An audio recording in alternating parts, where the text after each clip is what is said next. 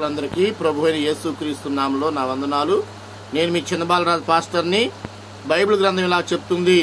మత్తయి సువార్త 5వ అధ్యాయం 12వ వచనంలో ఇలా రాయబడి ఉంది, సోదరి సోదరులారా, మరి మీరు లోకానికి వెలుగై ఉన్నారని. మరి ఒక కొవ్వొత్తి అనేకులకి వెలుగునివ్వటానికి తాను కరిగించబడుతూ అనేకులకు వెలుగునిస్తూ ఉంది చీకట్లో ఉన్న వారికి.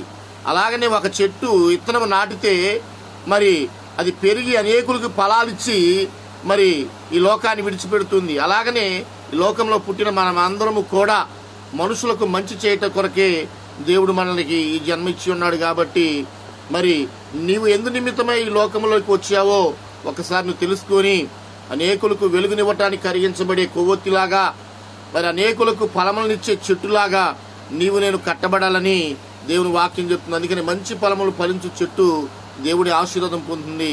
మంచి ఫలములు ఫలింపని చెట్టు నరకబడి అగ్నిలో వేయబడుతుందని దేవుని వాక్యం చెప్తుంది. సోదరి సోదరుడా, నువ్వు మంచి ఫలములు ఫలించే చెట్టుగాను, మరి అనేక మంది చీకట్లో ఉన్న వారికి గొప్ప వెలుగునిచ్చే మరి కొవ్వొత్తిగాను ఉండాలని దేవుడు కోరుకుంటున్నాడు. అటువంటి కృప దేవుడు మీ అందరికి అనుగ్రహించునుగాక.